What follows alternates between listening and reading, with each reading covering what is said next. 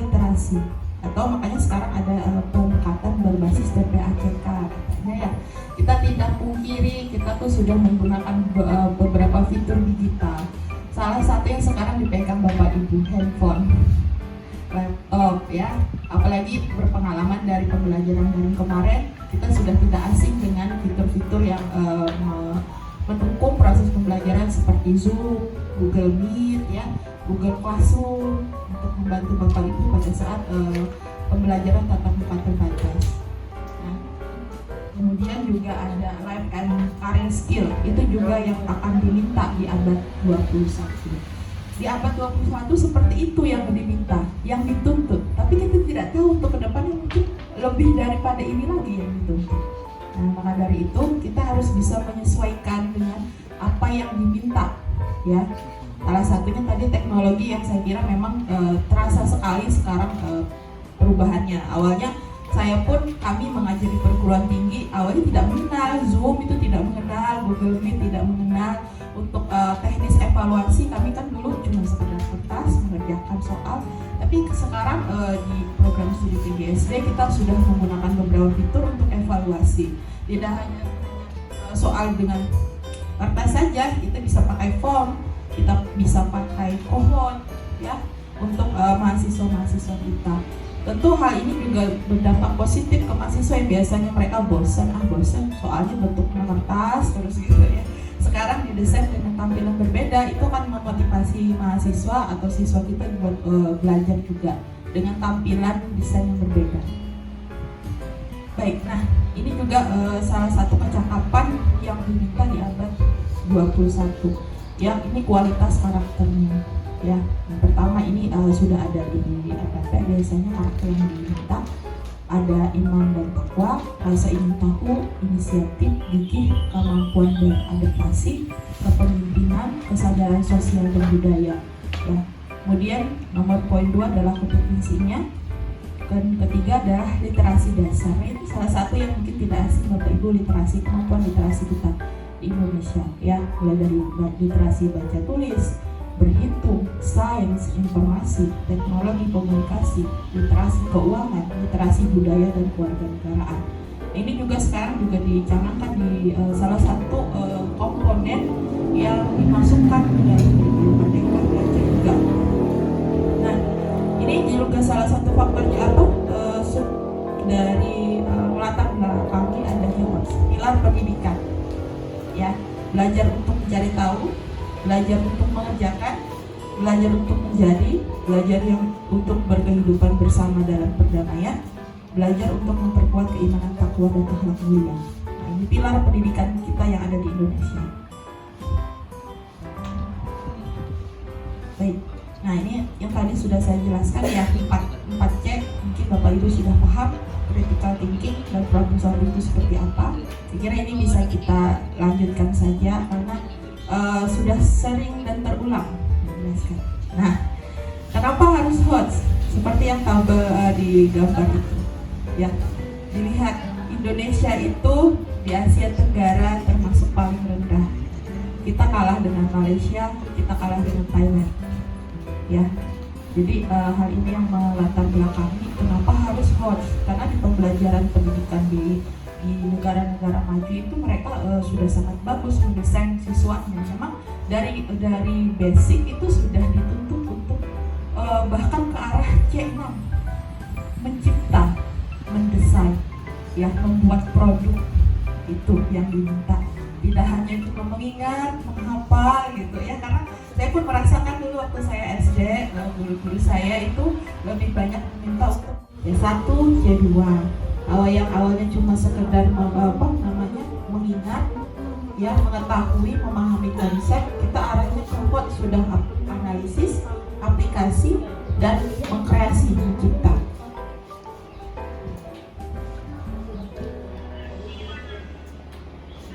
Nah, seperti pengertiannya, berpikir tingkat tinggi merupakan kemampuan berpikir yang tidak sekedar mengingat, ya, menyatakan kembali atau mengulang atau seperti halnya ini menghafal gitu ya, atau merujuk tanpa melakukan pengolahan pakai konsep yang ada saja. tidak ada kegiatan analisa mengamati kemudian nanti menghubungkan antar konsep. Nah itu sebenarnya diminta ya. Karena kalau kita mengajarkan siswa itu sekarang guru tuh kalah sama internet. Internet tuh semuanya ada di Google, itu bisa siswa itu kalau cuma sekedar tahu konsep, dia tahu bisa men-searching di Google Bapak Ibu ya. Tapi kita sebagai guru yang mengarahkan untuk bisa dia menganalisa, berpikir ya. Oke. Nah, apakah itu high order thinking skill ya? HOTS termasuk menunjukkan pemahaman akan informasi dan bernalar, bukan sekedar mengingat kembali atau recall informasi. Ya, ini sebutannya. Makanya di HOTS itu dia berada di teratas, 3 teratas: analisis, evaluasi, dan mengkreasi atau mencipta. Nah, ini proses dari dimensi kognitif.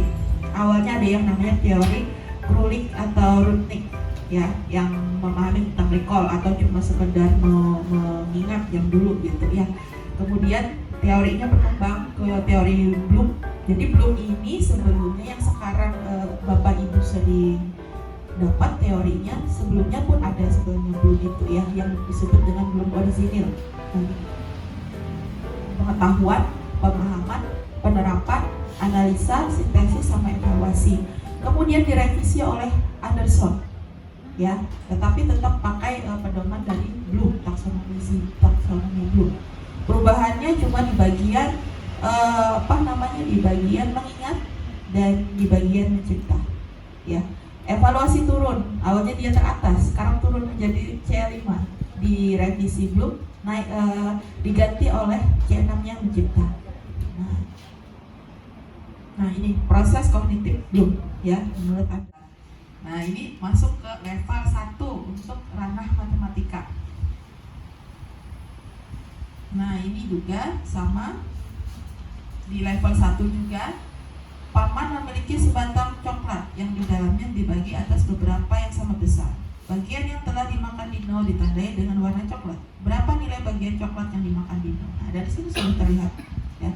Kalau memang konsep dari matematika pecahan di kelas konsep rendahnya, kalau nggak salah kelas 3 atau kelas 4 sudah diajarkan mengenai pecahan Bapak Ibu ya. Nah kalau konsep basicnya anak-anak sudah kuat, bagaimanapun dikasih contoh, apalagi ditambahkan dengan gambar, itu pasti mudah sekali mereka melihat atau menjawab konsep dari pembelajaran pecahan di matematika.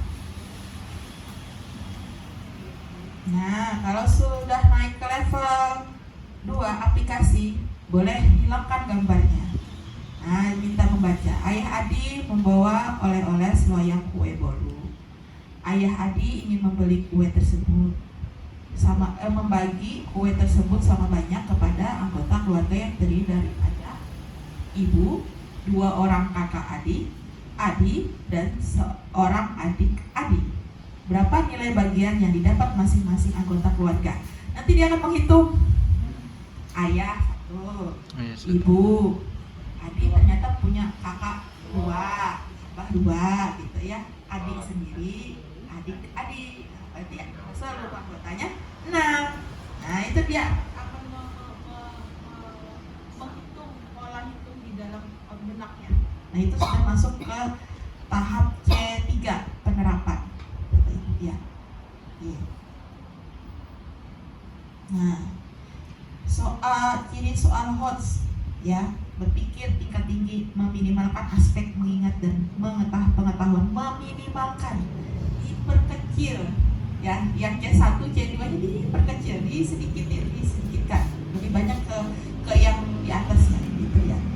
Nah ini salah satu contohnya, ada mentransfer satu konsep ke konsep lain, memproses dan menerapkan informasi, kemudian mencari kaitan dari berbagai informasi yang berbeda, kemudian menggunakan informasi untuk menyelesaikan suatu masalah.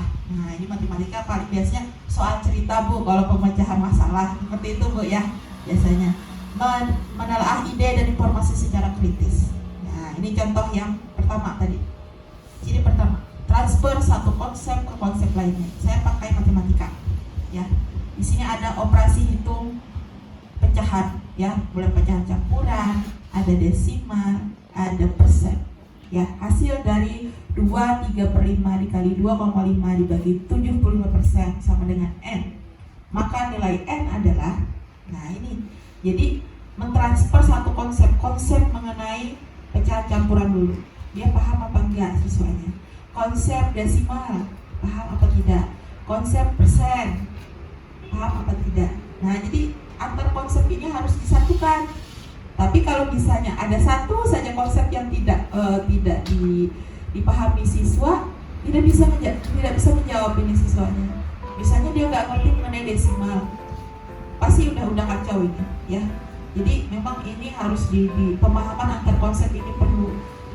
Dan ini rata-rata tidak cuma soal SD, SMP, SMA, bahkan soal CPNS pun ada. Diulang kembali ini Bapak Ibu ya, soal-soal seperti ini. Nah, jadi pemahaman konsep mengenai pecahan itu diminta di bagian ciri khas dari konsep. Nah, simpelnya Bapak Ibu, saya kalau di matematika itu konsep itu biasanya kan kita menjadi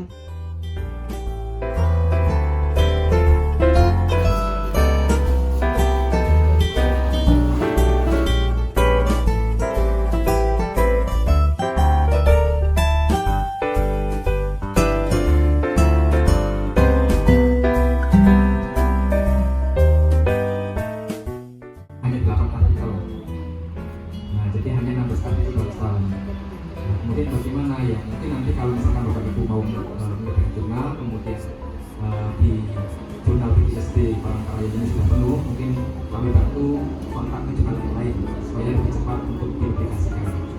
Karena kita juga punya teman-teman dosen di fakultas lain, pengelola jurnal juga, dan kita bisa komunikasikan untuk dibantu penerbitannya seperti itu. Itu keterangan singkat. Kemudian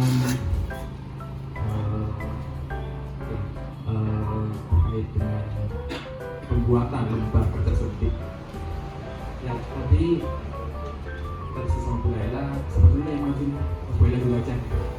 Nah, kenapa? Karena LKPD ini adalah detail pembelajaran yang Bapak Ibu lakukan. Jadi pertama adalah tujuan pembelajarannya apa sih kita? Tujuan pembelajarannya soal konsep seperti apa sih? Tujuannya adalah mau apa siswa itu? Apakah menganalisis? Apakah mengevaluasi? Apakah mungkin menciptakan? Nah, kemudian baru setelah itu kita menyusun kegiatannya. Nah, dari sini kita ada sebuah perangkat pembelajaran, ada itu RPP, ada bahan ajar, ada LKPD, ada lembar evaluasi, atau ada media dan juga media pembelajaran. Nah, di sini kita terkadang atau ada modul juga. Nah, bedanya apa sih? Ada modul, ada bahan ajar, ada LKPD gitu. Nah, di sini saya fokus kepada LKPD-nya. LKPD itu lebih kepada bagaimana sih siswa itu melaksanakan pembelajarannya. Jadi yang melaksanakan pembelajaran adalah siswanya. Kita kembali lagi ke mindsetnya student center. Nah, jadi fokusnya adalah bagaimana siswa belajar, bukan bagaimana saya mengajar. Nah, siswa belajarnya mau seperti apa, siswa belajar apa, bagaimana kompetensi yang diharapkan itu apa, kemudian baru kita gurunya mau ngapain sih, cara ngajarinnya bagaimana sih, tahapannya, prosesnya seperti apa. Nah, jadi begitu Bapak Ibu. Jadi cara bermain kita mau ngajar ini, siswanya mau apa, terserah. Jadi fokusnya adalah pertama student development tadi. Siswanya mau apa, mau belajar apa, mau kompetensinya dikuasai apa, baru kemudian gurunya kita mau memberikannya bagaimana. Nah, student development itu sebenarnya kan ini Bapak Ibu suka namanya JPSK, cara belajar siswa aktif, dari tahun 85 ke 86 itu sudah ada sampai sekarang, hanya beda namanya. Supaya apa? Supaya ada penekanan Bapak Ibu. Mungkin kan Bapak Ibu sudah pengalaman, ini kok kurikulum balik terus sih, tapi kayaknya sama aja deh. Ini kok ini sebenarnya kan dulu nggak ada namanya JPSK, cara belajar siswa aktif. Jadi yang diharapkan dari pemerintah dengan student learning adalah kita lebih fokus lagi sebenarnya, perbedaan nama sedikit ya. Student learning JPSK. Saya kan ngajar kelas 3, kebetulan ada anak cucu saya. baca sih lumayan, udah bisa. Cuma cara memahami ini umpamanya kita kasih gambar atau apa dia nggak ngerti. Kasus terkait dengan anak yang kebutuhan khusus. Nah, yang pertama adalah terkait dengan ABK itu kita harus tahu dulu ABK-nya seperti apa. ABK-nya apa kendalanya? Apakah dia masuk slow learner? Apakah dia masuk disleksia? Atau dia masuk IQ-nya mungkin Down syndrome sampai syndrome atau enggak?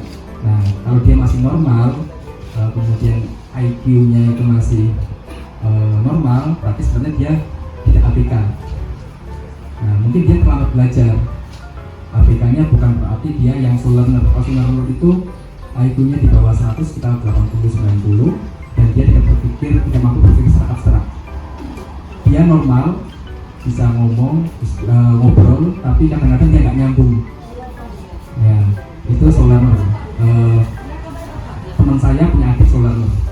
Karena ketika dia kecil, dia panas tinggi, kejang, kemudian berakibat pada dia IQ-nya rendah, slow learner.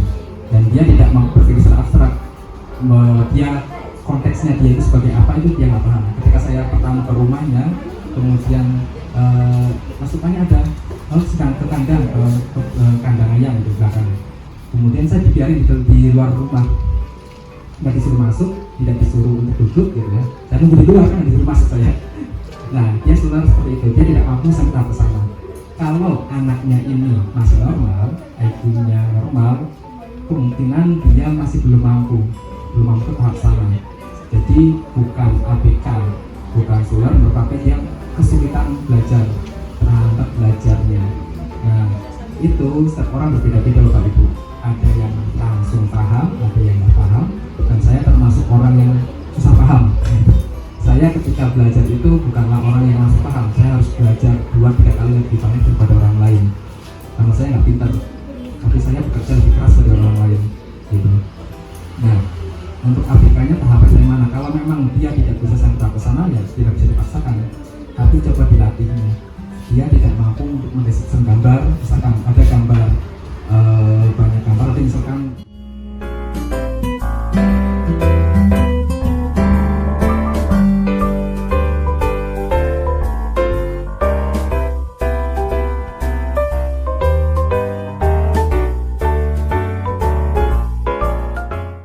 pengetahuan. Nanti kalau yang afektif nanti ada di A4 A5. Ini aja di kata kerja itu begitu Bapak Ibu. Kemudian nanti yang kalau psikomotorik keterampilan ada di P4 atau P5. Tadi udah ditanya belum kata kerja? Sudah ya?